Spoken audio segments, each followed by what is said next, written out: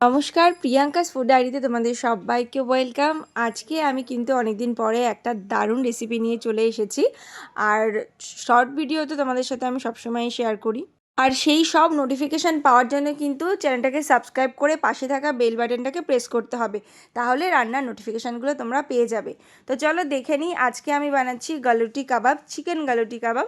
তার জন্য প্রথমেই আমি চিকেনটাকে পেস্ট করে নিয়েছি একদম। তার মধ্যে দিয়ে দিলাম আমি রোস্ট করা বেসন, প্লেন কড়াইতে বেসন দিয়ে সেটাকে নেড়ে নিয়েছি কিছুক্ষণ। তারপর দিয়ে দিলাম আমি এখানে আদা রসুন বাটা, লঙ্কার গুঁড়ো দিয়ে দিচ্ছি আমি এখানে জায়ফল গুঁড়ো খুব সামান্য 1 পিঞ্চ মতন, নুন দিয়েছি, গরম মশলার গুঁড়ো দিয়েছি, আর দিয়ে দিলাম ঘি আর জিরের গুঁড়ো, লেবুর রস। খুব সহজ এটা বানানো, একদম অন্য রকম খেতে। আর দিয়ে দিলাম আমি ভাজা পেঁয়াজ। এখানে কিন্তু উপকরণগুলো তোমরা কম বেশি করতে পারো বা অন্য রকম আরও কিছু অ্যাড করতে পারো। তো সেগুলো আমি পরে এক এক করে বলে দিচ্ছি। তবে অবশ্যই কিন্তু ভাজা পেঁয়াজ দিতে হবে, কাঁচা পেঁয়াজ এখানে না দেওয়াই ভালো, জল ছাড়তে পারে। আর এখানে মাখাটাও কিন্তু খুব ইম্পর্টেন্ট, খুব সুন্দর করে এটাকে মেখে নিতে হবে, তাহলে কিন্তু কাবাবগুলো সফট হবে। আর এটা কিন্তু খুব ইজি, মানে ঝটপট করে বানানো যায়, কোনো টেনশন ফ্রি হয়ে যে কি হবে, খারাপ হয়ে যাবে বা কি, এটা অলওয়েজ খেতে ভালো হয়। তো দেখতেই পাচ্ছ আমি সুন্দর করে এটাকে মাখিয়ে নিচ্ছি, যত এটা মাখানো হবে তত বেশি ভালো হবে।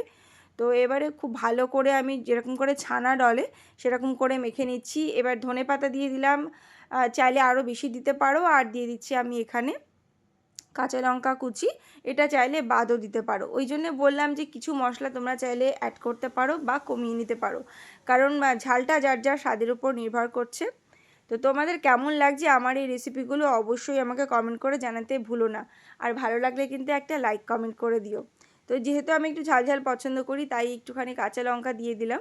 কাঁচা লঙ্কা দিয়ে আরও সুন্দর করে মেখে নেবো। আর এটা কিন্তু তোমরা করে মানে এয়ারটাইট করে ডিপ ফ্রিজ করে নিলে কিন্তু তোমরা বেশ কয়েকদিন এটাকে রেখেও খেতে পারবে। যখনই মন চাইবে তখনই গরম গরম এটাকে ঘি বা তেলে সেঁকে নিয়ে তোমরা খেতে পারবে। তো এবারে দেখতে পারলে খুব ইজি, আমি হাত দিয়ে কোনো রকম একটা শেপ দিলাম, কারণ এটা পারফেক্ট শেপ হওয়ার কোনো প্রয়োজন নেই। এবারে আমি তেল গরম করে নিয়েছি, তেলের মধ্যে একটু বাটার দিয়েছি, তোমরা ঘি বাটার বা পুরোটা ঘিতেও করতে পারো। অরিজিনাল যে মাটন গালুটি কাবাব, সেটা তার মধ্যে কিন্তু ঘিয়ের ফ্লেভারটাই ভীষণ স্ট্রং থাকে, সেটা খেতে ভালোও লাগে। তো সেটা তোমাদের নিজের নিজের উপর ডিপেন্ড করছে। তো আমি এখানে সুন্দর করে সেঁকে নিয়েছি, দেখতেই পারলে খুব অল্প সময় ধরে।